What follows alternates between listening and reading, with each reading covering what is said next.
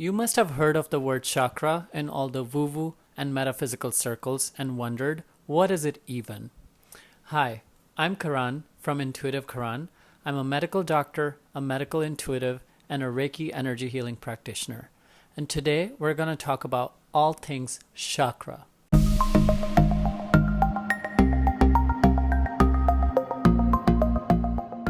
Now, before we dive into this topic, it is important to understand that we're not just our physical bodies, but we also have subtle energy bodies. So let's say right now you're looking at me, or if you look at another human being, you are looking at their physical bodies using your physical eyes. But we also have subtle energy bodies. And in order to perceive those kinds of bodies, we need to use expanded sense perception or heightened sense perception. Now, the subtle bodies include chakras or energy centers and nadis or energy channels, among other structures. Now, wherever the energy channels form conglomerates and they meet each other, those points of intersections, they are called energy centers or chakras. And those are the points where a lot of spiritual energies intersect, and they become points that connect physical body to the energy body at those points. And by way of these connections, these two bodies are able to influence each other. Now, the word chakra in the Sanskrit language means wheel, and they were first described in the Vedic text in India about 1500 to 1000 BCE. And it's interesting to note that they were called chakra, which means wheel, but they were not described as circular, they were described as triangular in shape.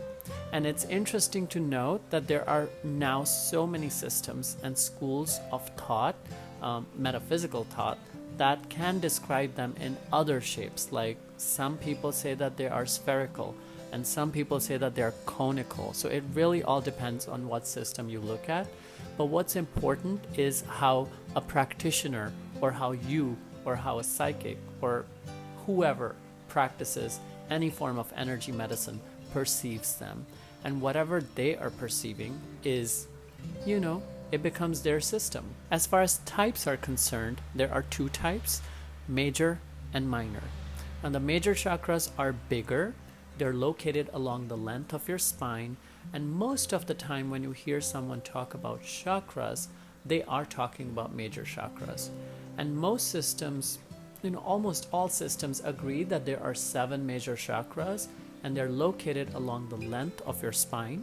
The first one being at the root or the base of the spine, where your coccygeal or sitting bone is, and then they're located along the length of the spine all the way to the crown, which is called the crown chakra, or it's the 7th chakra.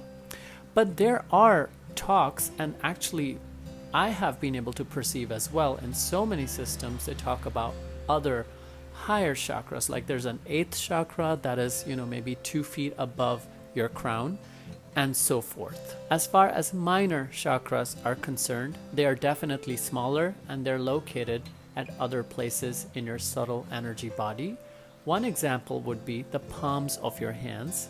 They have minor chakras, and those are the chakras that we use as healers to sense energy and also to manipulate energy in the client's energy field and to pull things out or channel things in. So these chakras become very important if you do any kind of healing work using your hands, like hands-on healing. The chakras have several functions. Obviously, the first one being energetic, because these are energy structures. Their function is to receive energy from the universal energy field, take it in, metabolize it so that it can be used up by your human energy field or your subtle energy body. And it doesn't just stop there. The chakras also have this function of transmitting energy from one chakra to the other by way of energy channels that connect them. So we can piggyback on this energetic function and go into the physical function of these chakras. Now, the energy that is received and metabolized, it becomes available in the human energy field, and at these points of chakras, it can actually get transferred to your physical body and becomes physical energy. In my perception, I always perceive that whenever the energy flows from the chakra to the physical body, it impacts the mitochondrial function in those body parts. Now, transmission of energy from the chakra to the physical body is not the only information that is being transferred. There is psychological information that gets transferred and also hormonal information that gets transferred. And usually, wherever a major chakra is located in the body, there is a major endocrine gland in that area and also a major nerve plexus. And when the chakra is taking energy from the outside and gives it to the physical body, that endocrine gland gets activated, and so does the nerve plexus.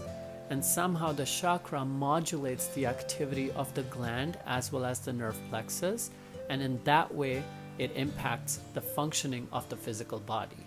Because obviously the endocrine glands produce hormones, which are really chemical messengers that get released in the blood, and that can really impact your health in positive or negative way depending on how it's functioning. So we talked about energetic and physical functions, but chakras also have psychological functions.